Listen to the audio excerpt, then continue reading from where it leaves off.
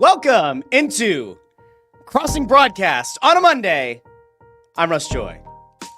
Craig Dudek is on the other side of the glass.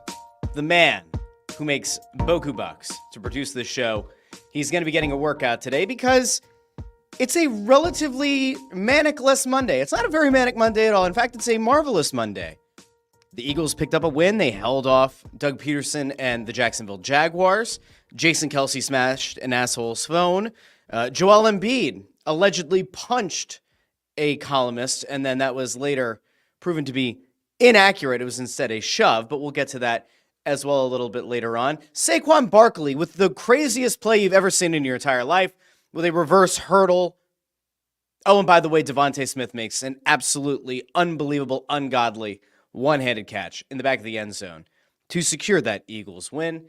We have all that and much, much more today on Crossing Broadcast. But again, welcome in. If you're watching live on YouTube, if you're watching live on Facebook, or if you're on X, just a quick note, as we often do on this show. If you are watching on X and you're like, hey, I keep sending over thoughts, I keep sending over questions, why doesn't this guy pull my stuff up? Remember, you have to click the video first and go into Periscope mode, and then you can comment there, and we'll be able to pull it up on the screen. Otherwise, you're just tweeting into a void, into an absolute void. But I want to welcome everybody in. It's a very strange, although a good Monday, and it's because the Eagles were able to hold off Jacksonville. But I honestly found myself in a spot where I'm like, man, is that even the biggest news of the weekend? Because the Jason Kelce thing was kind of a big deal, and the Joel Embiid thing was kind of a big deal. But I think we will start with the Eagles because, well, the Eagles are a pretty damn good team, although they may or may not have won on Sunday in spite of their head coach. Now, before the Nick Sirianni apologists, however many of them actually remain, decide to bail or decide to start like throwing a tantrum, which, by the way, you can do in the comments section. Nick Sirianni left a lot of points on the board. There were at least two instances where they could have gone for field goals. There were multiple instances where they could have gone for extra points instead of two-point conversions. There were points in the game where I sat back and I said out loud, it feels like Nick Sirianni is trying to prove that he has bigger balls than Doug. But in doing so, did a lot of really stupid things that, like, I'm not a big take the points guy, but there are moments in a game where it's just like, all right, for whatever reason, the tush-push isn't working the way that you want it to. For some reason, you're just not able to convert on short yardage as well as you typically do. Give up on the two-point conversion. It's just silly. Nick kept leaving points on the board, and it drove me batshit crazy to a point where, like, when we started seeing things start to go sideways for the Eagles, there was the quick touchdown by the Jags, there was the turnover and the return back. Like, there was a moment there where it looked like, oh my God, the Eagles are actually going to lose this game. You have the Barkley fumble that some thought he was down by contact, but then he might have stepped on somebody on his own teammate's foot, and that might have led to the ruling that it was, in fact, a fumble. Referee was asked about it after the game and essentially said something to that effect. More that it was a stumble, but not caused by the player. Plus, there was contact with an Eagles player. Craig, go ahead and throw that up on the screen. Because as you can see, and Coggin's the one who did the screenshot here, but like the defensive player's hand is very clearly on Saquon's ankle. Now, right after that, he does make contact with one of his linemen's feet. But man, like that to me looked like the thing that started the initial stumble. But it could have been a catastrophic error, and not even one that I'd have totally put on Saquon Barkley. But this Eagles team still managed to walk away with a win. But again, like they had moments late in this game where you have a lead, Saquon Barkley decides to go down before the sticks, presumably, although I can't know for sure, goes down presumably to be able to like run out some clock. Maybe the thought was that they'd get to the 2-minute warning, pick up the first down, and then they would ice the game instead of just going for the first down. Not totally sure what happened there. But Jacksonville got the ball back with over 2 minutes left, and it actually felt like, just on the way that things had kind of gone, based on the way that the momentum was shifting in that game, man, it really felt like Jacksonville was going to win. Now, thankfully, Jacksonville's not a good team. Trevor Lawrence often pukes all over himself. He looks like one of the Stonehenge heads. So, like, the one thing about Trevor Lawrence is like Stonehenge if you added a what the hell is the thing called, Craig? The Halloween store? It's not Party City. What's the thing called? The Halloween, you know what I'm talking about. The Halloween store that like moves into all of the Rite Aids when they go out of business. Whatever it's called. it looked like he had a crappy wig on a Stonehenge statue. But they get the ball back, and then in probably the play of his life, you get to go. There we go. Thank you, Luke. Luke calls it Spirit Halloween. Thank you, Luke. That actually did bother me, and I'm glad that we have it. Nakobe Dean makes a play of his life, in a sense, like makes an absolutely critical play. And now you can sit back, and at different points this season, you've said Zach Bond has made big plays. You've been able to say Nakobe Dean's made big plays. You've been able to say Nolan Smith has made big plays. You've been able to look at guys like Quinyon Mitchell and Cooper DeJean, and all of a sudden it looks like this defensive unit is really finding its groove. And once again, you're looking at a game where an Eagles defense, although the Jags aren't exactly the biggest offensive powerhouse in the league by any stretch of the imagination, and now fall to 2-7, you only allowed 23 points as a team. That's not all just on the defense, but 23 points allowed in that game. Not a bad outcome if you're the Eagles. Now, the Saquon Barkley move was, I think, the most impressive athletic feat I may have ever seen in a game. Now, I put the Corey Clement touchdown in the Super Bowl where he's at the back of the end zone and he's running at full speed and he's able to like drag his feet on the ball that looks like it's absolutely going out of the back of the end zone. That's up there. The David Tyree helmet catch is somewhere up there. Odell Beckham Jr. at full extension is somewhere up there. But man, that Saquon Barkley reverse hurdle. I was watching First Take this morning. I don't know why, but I was. I'm listening to Shannon Sharp and Dan Orlovsky just absolutely gushing over the play. And Stephen A. Smith kind of not poo-pooing it, but saying it's probably not the most impressive play he's ever seen. But if you go back and you think about it, like, all right, a wide receiver will practice one-handed catches. A wide receiver will practice getting his feet in bounds, even when it appears that there's no chance of doing so. You look at the DeVonta Smith catch. One-handed grab, back of the end zone. I still don't know how he got both feet in. Genuinely, I thought that even on the first replay in slow-mo, I thought his knee hit out of bounds before the other foot came down. But DeVonta goes back there, and you watch him just smash his feet into the grass the way that he's probably practiced it how many tens of thousands, hundreds of thousands of times in his career. That one-handed catch in the back of the end zone, something that you can practice. I cannot fathom that Saquon Barkley has actively practiced hurdling a guy in reverse at full speed in anything that even came close to appearing like an NFL game. Now, bring that one up there, Craig. Like this move, and you look at how high he is. It's one thing when you watch Saquon Barkley as a giant, when he was kind of the one who was doing the most hurdling of anyone, right? And you watch a guy forward hurdle over a player, and you go, well, that's pretty impressive, but, like a leg is hanging down. Here, it almost looks like Saquon Barkley was like, yeah, you know what? I'm just going to jump up, spread wide, touch the toes. Incredible. I have never seen a human being do that. It was absolutely nuts. Absolutely crazy. I loved it. It was a great play.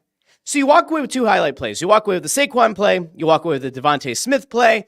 You also walk away with the Nakobe Dean pick at the end of the game, which probably gives him a ton of confidence. And once again, that defense gets to feel pretty damn good about another performance where they bent but didn't break. And ultimately, they came up with a big play. Now, I've been encouraged all season. We've talked about this a few times. Quinyon Mitchell, about Cooper DeJean. We felt very good about their progression. The biggest question I thought going into this season was a little bit about the secondary being so reliant on young defensive backs, but certainly the linebacking core. And we hadn't been able to actually see what a defense would look like with Nakobe Dean healthy all year, because Nakobe Dean has been chronically injured throughout his very young, short career. And yet he's making plays. I mentioned it before, but like you get a guy who hadn't contributed in the past in a meaningful way, like a Nolan Smith did last week, and like you start to kind of piece these things together that if you're looking for positives coming out of these games, whether it's because you're a bit of a cynic and you don't want to totally give the team all the credit in the world for what they're able to accomplish or not, you should at least feel good about the fact that the defense continues to improve week over week over week. So that's a good thing. We all feel good about it. Now, could you be a little bit concerned that Josh Sweat's the only guy who managed to get to the quarterback on Sunday? Maybe. But they once again did a great job of collapsing the pocket. Trevor Lawrence isn't exactly, in quicksand, but he's not fleet of foot. he has decent enough mobility to move around within the pocket, but I don't actively fear Trevor Lawrence breaking off a 30-yard run if your defensive pressure gets too far and he gets to step up and he can, take off. So I felt pretty good about that. Even though you only get 2 sacks on the day, it's still a solid performance, generating pressure and causing multiple turnovers in the game. So that's all good. Defensive side of the ball, I oddly enough am not concerned. I feel like at this point, we are far enough in the season to say that Vic Fangio has represented the exact kind of upgrade that we all kind of hoped he would. The Eagles are 6-2 in large part to this defense being able to go out and give your team an opportunity to not only remain in games, but to actively go out and win games week in and week out. So kudos to Fangio, kudos to this defensive core. They did great. Now you flip to the offensive side of the board. You have Jalen Hurts having, once again, a very efficient game. 18 of 24, 230 yards, 2 touchdowns through the air. And if there's one thing that you should absolutely feel good about, it's the thing that I've been hoping for. It's the thing that I've been calling for. It's the thing that I was pointing out last year about being very concerned about. Jalen Hurts' mobility very much appears to be back. I mentioned last week that against that was the Bengals game, right? Last week was the Bengals, yes. That in that game, there was a touchdown that he picked up where he went off the right side. And it was like, I think a 12 or a 15-yard run. The first step was there, but the acceleration to get from the 10-yard line in looked like Jalen Hurts of 2 years ago. And if you ever sit back and you're like, Russ, you're just a jackass, what do you know? I will defer to the great Ray Didinger, who had the same observation after Sunday's game about the return of Jalen Hurts' mobility. I'm going to throw it over to this really quick. This is Ray Didinger earlier today on WIP. He says, 4 straight games with a QB rating over 119. That's the first time in the history of the franchise that anyone has done that. He's now moving and running and making plays with his legs more than he did last year. He looks like he did 2 years ago. All along, and I had a friend from the neighborhood over yesterday, and we were kind of talking through this Eagles team. We haven't sat down and watched the game together before, but he was like, what is it that you expect out of Jalen Hurts? Like, what do you think? And I said, Jalen Hurts, when he's able to be the full Jalen Hurts, which is, yeah, he could be a solid passer. He can certainly move around in the pocket.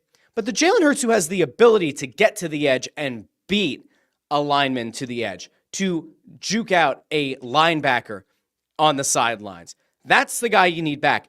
The guy who, when he does break through the second level, when he gets to the secondary, is able to pick up a few extra yards or maybe even burn a safety from time to time. That's the Jalen Hurts you need back. I don't expect the 2 years ago Jalen Hurts, but something similar to that versus what we saw last year, where I have been on the record for quite some time that I think Jalen Hurts was hurt early last year, tried to play through it, kind of came back, tweaked it again late in the season. Like, I think right now what you're seeing is a guy who is probably much closer to being healthy than he was at pretty much any point last year.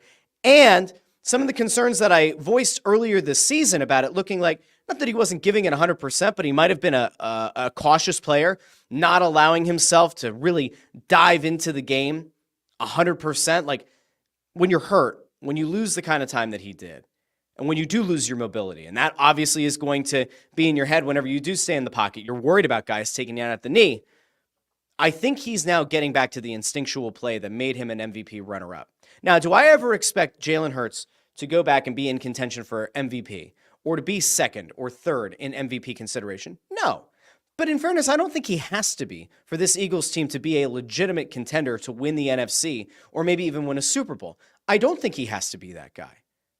In fact, I would say that the Eagles might be better if he's not that guy. If he's a top 10 quarterback, more so than a top 3, because the top 3 would sort of imply that he almost has to over-rely on his legs, right? It almost kind of points to Jalen Hurts having to do way too many things. And the way that this offense is set up, where you have an absolute stud in the backfield like Saquon Barkley, and you have 2 legitimate number 1s on the outside, and A.J. Brown, who is probably going to miss some time here, and DeVonta Smith, who has been able to turn Calcaterra into a very solid pass option in the passing game with Dallas Goedert out. there are enough weapons around him that you should be able to have those guys in some kind of consideration for like at least an offensive player of the year award, right? Like A.J. Brown, I think, has missed too much time. If DeVonta stays healthy, could he potentially get some votes? Maybe. Saquon Barkley probably has to be in the league MVP conversation as well. And to me, I would rather see neither Hurts nor Barkley get top 5 consideration for MVP because I want them both to like split the vote because they're both playing so well, if that makes sense. I don't think this Eagles offense has to be as centered around Jalen Hurts has to win us every game like they might have been 2 years ago. And certainly like they tried to do last year. They can spread the wealth. And so far, so good. It is working. It is working in a meaningful way. The passing game looks fantastic. The running game looks incredible. Saquon Barkley, for everything that people were worried about, are they going to become over-reliant on him? Concerns that I had earlier in the season, why don't they run it with him? Had 27 carries on Sunday, 159 yards, averaged almost 6 yards a carry. That is exactly what we thought this team would give to Barkley. Give him 20, 25 touches a game. Let the man cook. In the meantime, let his success on the ground open up the passing game. Let it open that up. Let those number ones on the outside burn defensive backs. Let Jalen Hurts find them through his reads and through his progressions. Let him find the most successful option and ultimately cut down on the turnovers that we were also worried about. When he had the turnover issues last year and even earlier this year, it's because he was trying to make himself, he was trying to put the game on himself too much. Jalen Hurts was actively trying to make too many plays happen. It was leading to fumbles. And in fairness, it's probably leading to some of the picks. Now, Craig pulled something up. Go ahead, Craig. All right, here we go. Was this over on crossingbroad.com, Craig? It was, okay. After 9 weeks, by included, Hurts is now tied for 22nd among NFL quarterbacks with only 6 giveaways. He's lost 2 fumbles and 4 thrown picks. I think that's supposed to be thrown 4 picks. Somebody needs an editor. You average that out over the course of an entire season, and 0.8 giveaways per game is 27th, fewer than Patrick Mahomes, Dak Prescott, Geno Smith, Jordan Love, Aaron Rodgers, and many more. If you take it a step further and filter out over the last 4 games, weeks 6 through 9, it looks like this. And then there's the data via Sport Radar, who we love. We love here at Crossing Broad. We love the fine folks at Sport Radar. If you've been paying attention to some of the things in the news, we hope to love Sport Radar even more in like the next week and a half. But anyway, Jalen Hurts, no turnovers the last 4 weeks. Again, when you don't have the entire offense focused on just one guy to make every play, it makes all the difference. We'll keep going here. You look at the other guys at the bottom of the list with Hurts, most of them are backup or second unit guys who haven't played a full season. Tua just came back from injury. I don't know why Tua's back. And then he also notes that the filters include position players who came in through a ball at least once. So if you break it out a little more closely, Hurts is playing lights out alongside guys like Jared Goff and Jaden Daniels, who unsurprisingly are also winning a lot of games. Okay, that's all good, Craig. So if you're an Eagles fan out there, I think you have to feel better right now at 6-2 than you did a few weeks ago. Now, do I think that all of a sudden Nick Sirianni has become a lights out head coach? No. I do think that he probably deserves at least a little bit of credit on the people management side. We sang his praises on the move on the bench in the Giants game with Saquon Barkley. But I'm starting to feel like what we're seeing now, especially on the defensive side, we know Vic Fangio settling in with his defense, installing systems, those players figuring out how to mesh and how to be maximized in that system. That's great. We feel good about the defensive side of the ball. Offensive side, I would like to imagine that after some legitimate struggles early on in the season, perhaps a conversation was had with somebody in the management who said, hey, we hired this Kellen Moore guy. He's supposed to be pretty smart. He's supposed to be a pretty good offensive mind, Nick. Maybe we let him figure out the offense. Just saying. Now, are they perfect? No. Again, Nick Sirianni almost cost this team by leaving points on the board the way that he did. And you are one Nakobe Dean interception away from potentially the Jags going down the field and winning that on your home turf. An absolutely woeful 2-win Jacksonville Jaguars team almost came in here and stole a game back. So, no, it's not all perfect. And I put something out on Twitter yesterday that was essentially saying, like, don't exactly think the coach is the best yet, but like you have to feel pretty good, but also noting that like, things aren't perfect yet. And there was somebody who like came at me with this whole thing about like, you people are always so pissed off about everything. You always complain about everything. Like, be happy they're 6-2. And I simply go back to the first 10 games last year where everybody was really excited. And the big talking point was, wow, if they're able to win this many games, imagine what it's going to look like when they put everything together. And then you found out that like, well, no, that was them putting everything they could together. And then the second half fell apart. It's fair to look at a team that's 6-2 and still say, yo, there are things that this team needs to get better at. Okay, like there are legitimate things that this Eagles team needs to be better about, like scoring points in the first quarter. Now, to their credit, the Eagles did put up points for the first time this season in the first quarter against the Jags, so we can all feel a little bit better there as well. Now, I'm going to go out to the comments. I want to see if there's anything that was of interest out there. Craig goes, I'll take this part over. We had Nico checking in. Ford said a huge weekend for his son in soccer. Ford, congratulations. I will say, my son's team, they played their last league game. They still have a tournament, but they played their last league game. They were behind, and then they tied the game late. And with probably 10 seconds left in the game, my son's team takes a corner. This kid big booms this ball in from the left corner, right foot. Ball curves, hits the inside of the post, bangs down. Goalie turns around, tries to knock it out, but it was already in. But tries to knock it out, also knocks it back in. My son's team won. Only one league loss on the season. Very exciting. It was a good fall season of travel. So kudos to him and his team. That was great stuff. That's great stuff. Luke checks in and says that Jahan Dotson catch isn't being talked about enough either because of the two other plays. It was ridiculous crap. The funny thing is, it felt like the most consequential play he's made since being a member of the Philadelphia Eagles, and it's a totally fair and accurate point.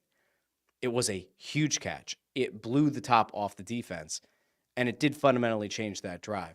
And it also started to put another one of those little thoughts in the back of Jacksonville's mind. Oh, shit, there's another guy. Like you lose A.J. Brown, now you have Jahan Dotson. Ugh. Can you imagine if that actually kind of gives him a little bit of confidence now? And if you are without A.J. Brown for 2 weeks or 3 weeks or, God forbid, like 4 or more, imagine if Dotson can just kind of slide into that role that he wasn't able to find himself in earlier this season when A.J. Brown was out, then when he and DeVonta Smith were both out. Maybe Dotson's able to figure it out. Maybe Dotson will be able to find some early success here, find some middle of the season success, and ride that into the postseason. We will see. One Bad Baller says Jason Kelce reason for a less potent Philly shove, talking about the tush push earlier. By the way, if you're on X, One Bad Baller did the right thing. You click on the video and then you comment, and then it shows up on the screen. I don't know how much of it is Cam Jurgens. I don't know how much of it has been the fact that this Eagles offensive line hasn't been able to play together with all of the starters the entirety of the season. And that play does take a lot of teamwork, making the dream work. I feel like by the time they get to the playoffs, it should be converting at a higher rate. It's no longer the gimme play that it used to be, though. But it's still close enough. Oh, shit. Craig is right, too. It was Easter Island, and I kept saying Stonehenge. Yeah, I'll give credit. Yeah, he's right. I was watching, there's a thing on Netflix now. It's like this like ancient, not ancient aliens, but it's like ancient civilizations thing. And it's this guy who's like trying to prove that humans were in North America like tens of thousands of years before we thought they were. And I was watching the whole thing about Easter Island. What are they called? That they were talking about the mana that I forget what the statues are called. It's like the Mani, I think, but they're the mana. And I was thinking about The Rock. The Rock talks about the mana, and he taps his arm. Anyway, it doesn't matter. Joey B, checking out the hair, says Paul Mitchell, the sponsor of the segment, looking sharp. Thanks, Joey. I will say, Paul Mitchell. My mom was a hairdresser for a very long time. It was all Paul Mitchell products in the house. This is virtue of, yes, Paul Mitchell products. It is. I just didn't put anything in my hair again. I'm just rocking it. We have the Kelly green today. I thought I'd throw it back, do the mustache, have the fluffy hair, pick the decade. You can choose. Ford thinks I look like shit. Ford looks like Phil Dunphy from Modern Family. We report, you decide. That might be good, that might be bad. Some people think it might be good, some people might not. Joey B says Russ is going to practice reverse hurdling in his garage and bring that move to the Thanksgiving Day backyard football game. That'd be great. I should see This neighborhood has enough guys who are relatively close to my age.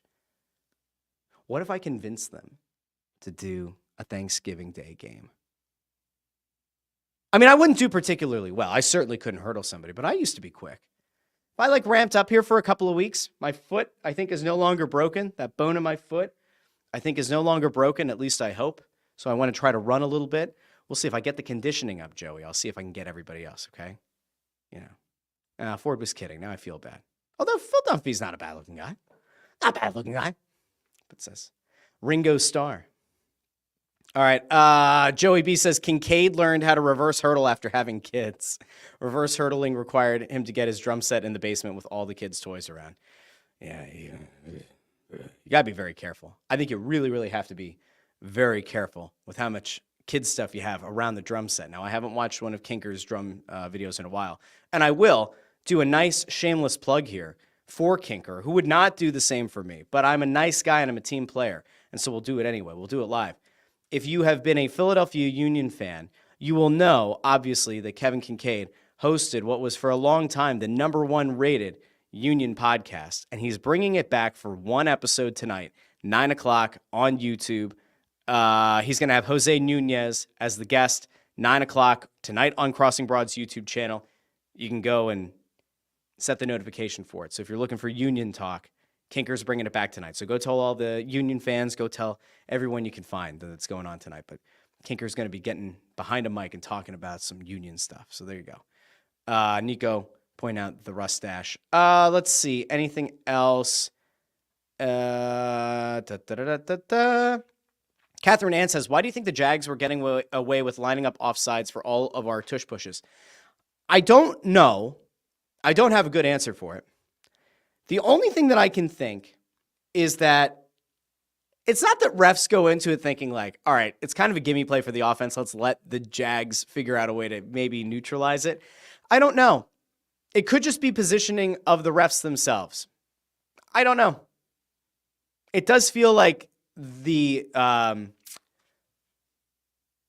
reduction in how effective that move has been this season feels like it's a combination of film study. It's a combination of defensive coordinators trying to implement something to stop it. And I guarantee you that every defense is practicing it. They're actively taking reps to prepare for it in practice, as many as 2 weeks out from playing the Eagles, because you kind of have to be. We have seen different layers to this where the defensive line just try to match strength for strength. And then we saw, was it last week or was it 2 weeks ago against the Giants, where there was a guy who came off the right side of the defensive line and jumped up and over. I think that you're going to see more defenses take a different approach to trying to stop the tush push.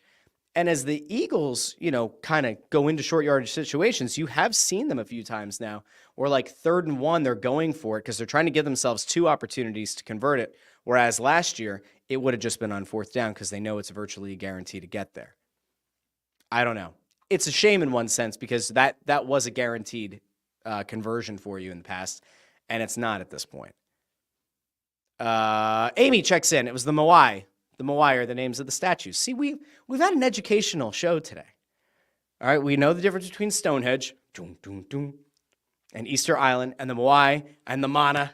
Like the Rock says, the Mana. No, we're not doing that. Craig is shaving his head? What is happening? Craig is shaving his head.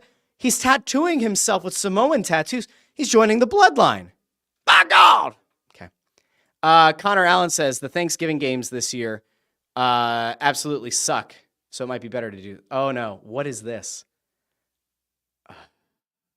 Craig. The people in the podcast feed won't get to enjoy this, but Trevor Lawrence is Stonehenge with a wig. I forget that guy's name. He's got a Greek name, and it's absolutely incredible. Craig, well done. Nice photoshopping out of you.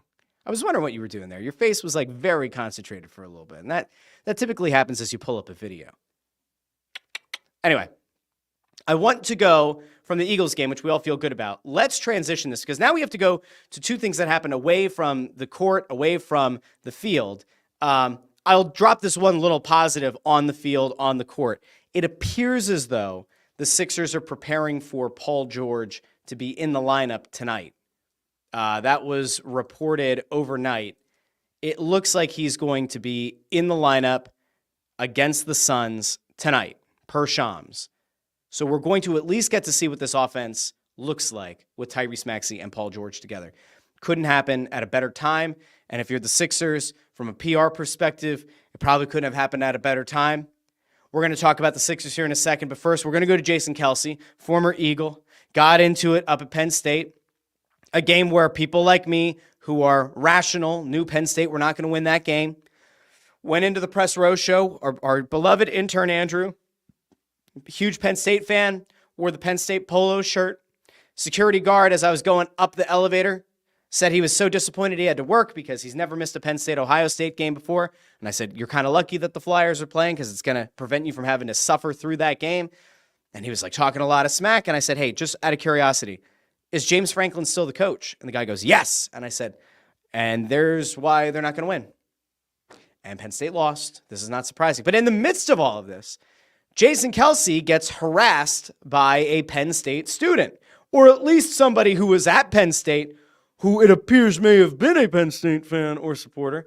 We're going to roll the video without the audio because it's important that you see what happened, but we don't want you to hear what was said because they'll take the video down. It's like in slow motion here, Craig. There we go. Oh, now we're going fast. So multiple people walking alongside Jason Kelce. One guy who's kind of off behind him to the left says, and I'm paraphrasing here, that his brother is a homophobic slur for dating Taylor Swift, which one doesn't make sense because the last time I think we confirmed this as a society, Taylor Swift is in fact a woman. So I don't know how that lines up, but okay, let's just take that part away. So the fan goes up to Jason Kelce and decides that his chance to be famous is by calling Jason Kelce's brother a homophobic slur. Jason Kelce turns around and, as you can see here, grabs the phone and he Gronk spikes it. Like, it wasn't a gentle spike. It wasn't a take it down and like throw it down the road for the guy to have to go fetch it like a dog. He legitimately spiked it. He brought it up. Craig, see if you can take it back a little bit. He takes it all the way up and then he brings it across. Now let's watch it as we go in slow motion. Brings it behind the head to really get the muscles, to flex that bicep and then extend the tricep bang, into the ground. So Jason Kelce smashes this guy's phone. Now, there are like 4 or 5 different angles of this video that were going around almost immediately. And it was interesting because there were like 3 different camps. One camp was like, Jason Kelce, 100% justified for feeling the way that he did because you're talking about a guy's brother. You're talking about his family. It's one thing. All right, let's be clear. You walk up to Jason Kelce and call him a homophobic slur, he's probably going to kick your ass, or he's probably going to have a problem with you. And you probably deserve what you get.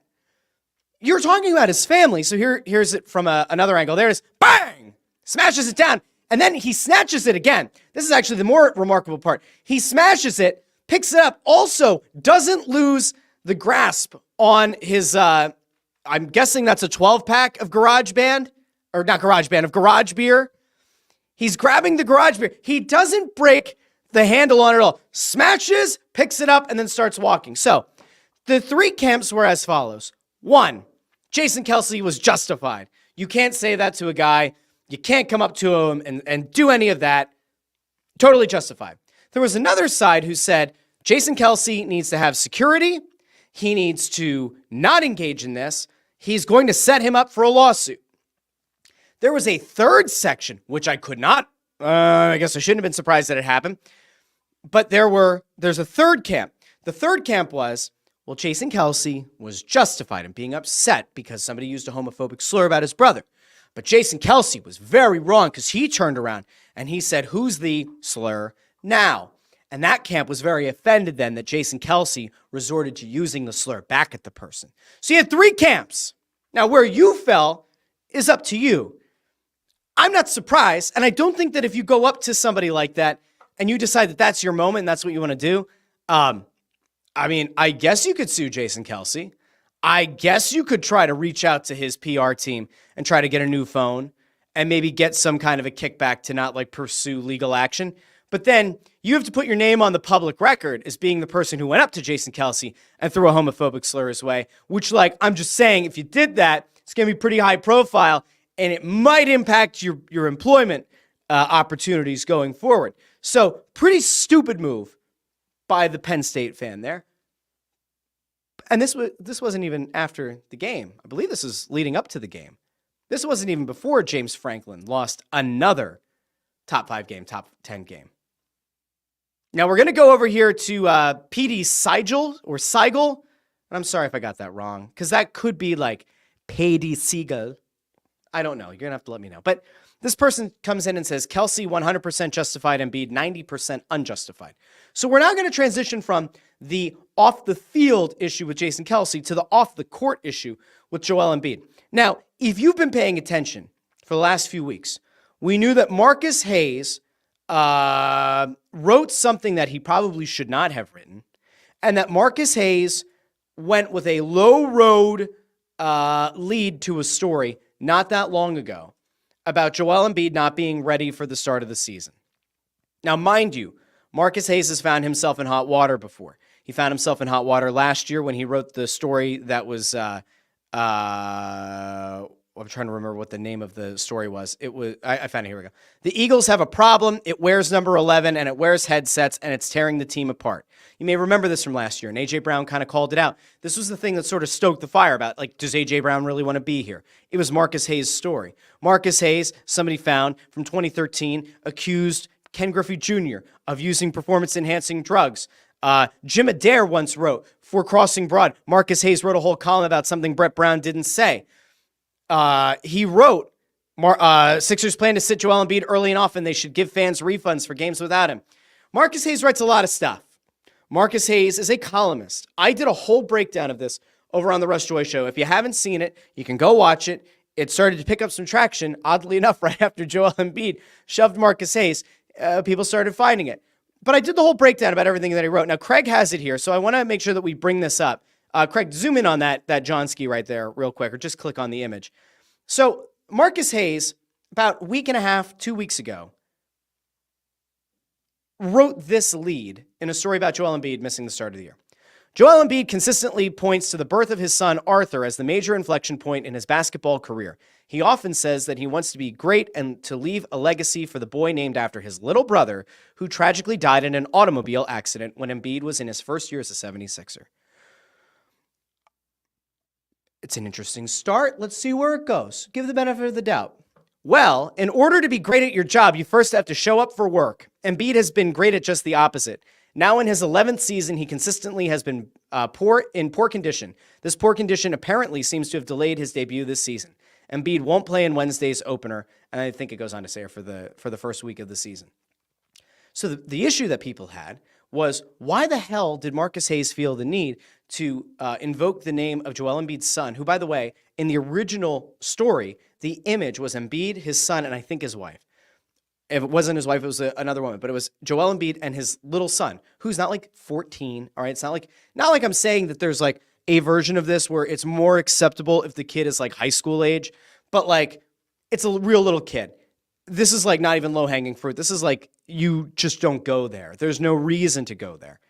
But he invokes the name of the brother who died and kind of frames it as like, Joel Embiid's kind of like a disgrace to his family, to his brother's memory and all that, by not being ready to play. So he goes and puts this out. People have this uproar, and it goes on for a few days. And I think for like after the first 24 hours or so, Marcus Hayes puts out a tweet that like is kind of snarky, and he says, it seems that the lead has caused some problems. I've rewritten the lead, and we've changed the image, which wasn't like a sincere apology. It was just kind of like, people are bitching at social media. I did this begrudgingly. Fine. So Joel Embiid last week is at a media scrum. Now, he hasn't been as available, obviously, as he's been trying to get healthy, and as the Sixers have actively dodged questions about what exactly the plan was and why Embiid wasn't ready to start the year. Let's go over to that, Craig, because that's the next part of this. There we go. Joel Embiid. When was it decided? Crank up that volume, Craig, all the way. And today, that you would be taking this approach and missing these games to start the season. It was never decided. Like I said, it's been everybody has been on the same page. If your body doesn't react well, and if your body tells you one thing, and there's I mean I've done it. From what I can tell you, I've broken my face twice. I came back early with the risk of losing my vision. Uh, had broken fingers. I still came back. So I'm not gonna sit here and be like when I see people saying he doesn't want to play. I've been way too much. I've done way too much, for this city, and you know, putting myself at risk, for people to be saying that. So I do think it's bullshit. Like that dude, he's not here. Marcus, whatever his name is. I've done way too much for this fucking city to be treated like this. So that was what he said last week, okay? And he noted that he's aware that it was Marcus Hayes, that it was Marcus who wrote the story. At that point, there very much should have been a moment where Sixers PR goes, we've got to address this. Hello? Don't let this get bad, because Marcus Hayes eventually will show back up to that locker room. And if he does, and you haven't squashed this, if you haven't had a conversation set up between these two, it's going to get really bad. I mean, I could take you back a few years to when, in the bubble, Mike Sealski asked a question of Jake Voracek, who called him a fucking weasel because of a story that Sealski had put out previously where he kind of accused Voracek, among others, of laughing when Alain Vigneault was the head coach and was talking about something. And he called Sealski a fucking weasel, and that took off in a big way, right? Maybe it's something about Inquirer columnists writing things that are incendiary. My issue has always been these guys, whether it was Sealski, whether it's Marcus Hayes, they write these columns that are occasionally incendiary. They roll a grenade into the locker room, and then often it's the young beat writers, because we don't have the most experienced crop of beat writers working for legacy media outlets anymore. They're the ones that are left to take the shrapnel and clean up. Somebody failed. There should have been conversation between the Inquirer and the Philadelphia 76ers to get Marcus Hayes and Joel Embiid either in a room, on a call, on a Zoom, something. Figure it out. Admit it wasn't the best way to start that story. If Marcus Hayes has it in him to apologize, great. Walk away from it. Be done with it. Instead, no one did anything that we know. Nothing has been put out there publicly that says, hey, the Sixers tried. The Inquirer tried. Marcus Hayes tried. Nothing. So what happens over the weekend? We get a report that Joel Embiid assaulted a reporter in the locker room. And then when somebody says, oh, what happened? Keith Pompey, in a since-deleted tweet, said, it was a punch. It was a punch, not a shove. It was a punch. So Keith Pompey, droopy dog, Keith Pompey put out a bullshit tweet that then caught basketball Twitter even more on fire, because it's I will say, a player, regardless of what was written, cannot put their hands on media. Media, no matter what's said to them, can't put their hands on a player. Can we all agree to that? Cool. Embiid was wrong for putting his hands on Marcus Hayes. Okay? There's a decided difference between Marcus Hayes' colleague at the Philadelphia Inquirer, the beat writer, Keith Pompey, saying Joel Embiid punched Marcus Hayes, which probably makes you think Joel Embiid, very large man, punches down, probably smashes the cranium of Marcus Hayes, versus shoved him with a hand. So that was one problem. And then here's where it went. So the Inquirer described it this way in the Sunday morning write-up from Gina Mizell. Joel Embiid struck and shoved Inquirer columnist Marcus Hayes during a profanity-laced altercation in the 76ers locker room following Saturday's home loss to the Grizzlies. Embiid, whose open hand made contact with Hayes' neck and collarbone area, was angry about the columnist's recent work criticizing him for missing the start of the 2024-2025 season due to a knee condition following surgery last February. In a statement, Inquirer editor and senior vice president Gabriel Escobar said Marcus is an experienced and accomplished columnist who authors sharp and illuminating commentary grounded in his observations. You are free to disagree with what he says, but a physical assault is unwarranted and untenable, and we are taking this matter very seriously. Shut the fuck up. Gabriel Escobar, you know what you should have done? You should have, as the senior whatever the fuck you are, you should have contacted the team. The team probably should have contacted you. Not doing that means that you and the sports department at the Philadelphia Inquirer may have actually put your employee in risk in a not great situation. Now, sure, you don't expect that if a writer goes down to the locker room, he's going to be hit, touched, assaulted. Sure. It stands to reason that when a man has brought a dead brother and the son named after that brother into the conversation, and then a week later the player is still pretty pissed off about it, somebody's got to figure it out. There's an HR department at the Inquirer. There's an HR department at the Sixers. There are PR staffs that figure it out. Nobody did. This was going to happen. Okay? This was going to happen. Now, I think Joel Embiid's wrong. You can't touch a reporter. You just can't. You're opening yourself up to so many things. You're opening yourself up to litigation. You're opening yourself up to something that's just not worth it. You want to scream at the guy, you want to berate the guy, by all means. Have your fill, have your piece. You can't put your hands on him. Now, I think that Marcus Hayes should have offered an actual apology, whether it was in public on Twitter instead of the sort of condescending thing that he put out, or whether it was in a conversation with Joel Embiid. There should have been an effort to mediate things. The crazier part, Kyle Neubeck had a video that he put out where he was kind of giving the behind the scenes, and I know he wrote a thing about it the next day as well. There was also this thing that, like, in the midst of this back and forth, Embiid said, like, I don't care what you write about me. I don't care what you guys write about me. And then Marcus Hayes apparently said, but you do. Now, some people read that as a true villainous line. I read it as like, no, Marcus Hayes actually is correct. Joel Embiid does care about what's written about him. But in fairness, I think anybody, whether you watch this show, listen to this show, you're sitting on the other side of the glass making $800K a year like Craig, if somebody brings up a memory that is so hurtful to you as the tragic death of your brother, you're going to lose it. And if somebody has the audacity to bring that up and also tie your kid in, and also your story has your kid in the picture, like, no.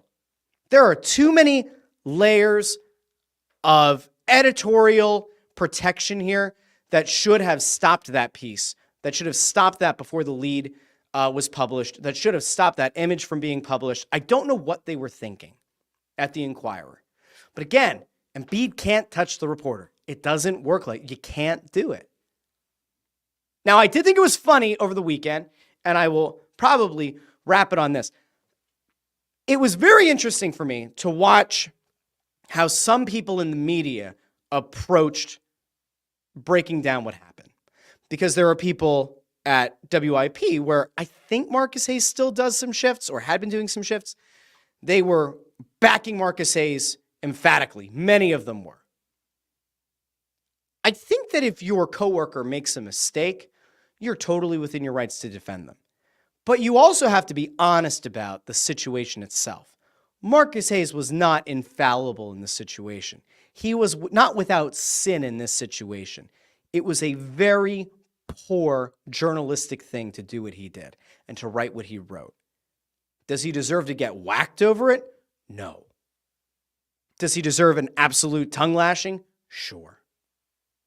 And then I noticed John Kincaid, of all people, over on The Fanatic, was much more critical of it, was much more critical, calling out media responsibility, calling out how, like, as a media, you're not supposed to make the story about yourself.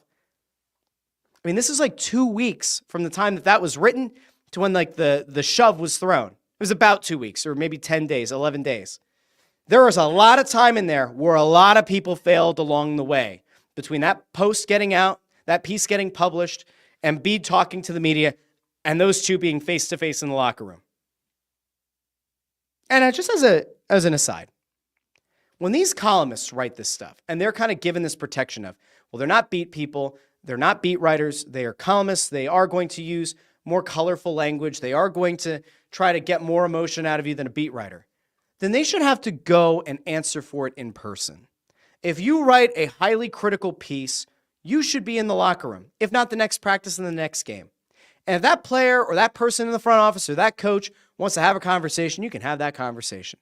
But you should not be entitled to write that piece, to know that there's a lot of public outcry, and then to no-show. That, to me, is a bitch move.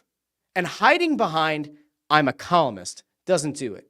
And by the way, if this were the first time, maybe it would be different. But it's not. This has happened before.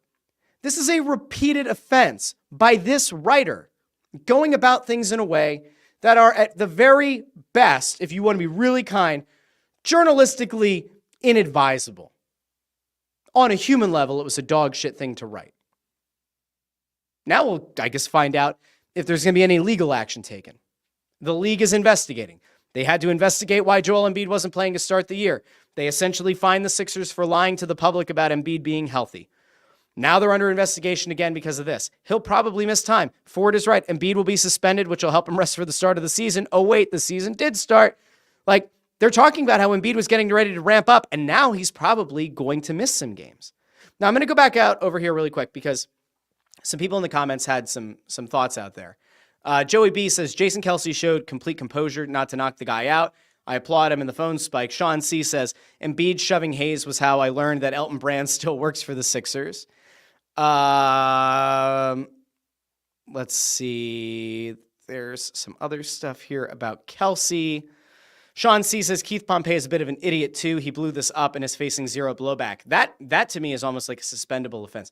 The fact that he went and he tweeted this thing about like it was a punch when it wasn't. And then Keith Pompey didn't put out a tweet that says, hey, I earlier said that it was a punch. Just to clarify, it was a shove. He didn't do that. He kept the tweet up for a while and then deleted it and then started replying, oh, it was a push.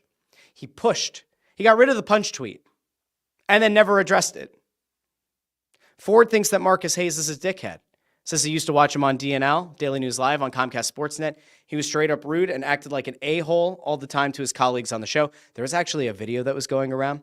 I don't want to play it here because it's not great. It's not great. They were talking about fathers' trips in the NHL, about how like sometimes in the NHL, all the dads of the players on the team will go with the team. They'll travel with the team, or they might have like a few home games that all the dads are present. The Flyers actually just did that with the mom's trip. They took the road trip and then they came back and all the moms were there. And Marcus Hayes in this clip, which it was going around Twitter, Marcus Hayes kind of has the smug look on his face. And I think it was John Bork was hosting the show. And he's like, oh, what's that look about? Like, what's up? And Marcus Hayes goes, well, it's a good thing they don't do that in the NBA, huh? My jaw hit the floor. I don't remember that being on TV. But boy, oh boy, I don't know. Was there any blowback there? I don't know. Will that unearthed clip now lead to some potential problems? Probably not. It's far too long ago. But like maybe that shows you a little bit about the person. I don't know. Dave Fry over on YouTube says, the dude, Embiid, played through the playoffs with a broken face and Marcus comes like this, LOL. Now I know that there are people who actively think that Joel Embiid is soft or that Joel Embiid is weak or that Joel Embiid doesn't, get in good enough shape, all that. And you can make those cases, right? You can. When he says that he's put his health at risk, the coming back early from, I think it was the second orbital bone fracture, that's real.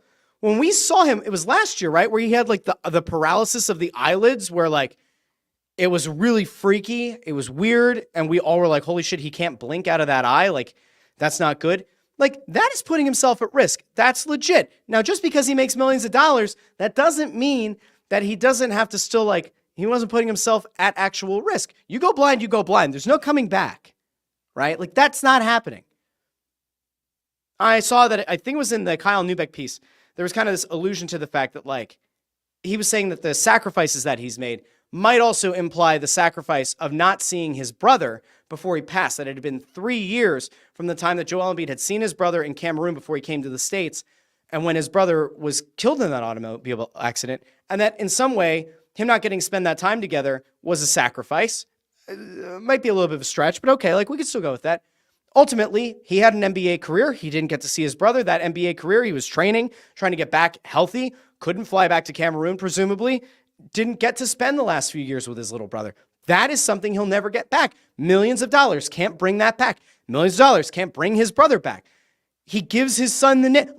There are so many layers to this where, again, it's just I don't understand what we're doing as human beings if we think that that is an okay thing to write or that like the basic moral decency doesn't like set off a flag for the writer, the editor, or anyone else who could have, stood in the way of it going out.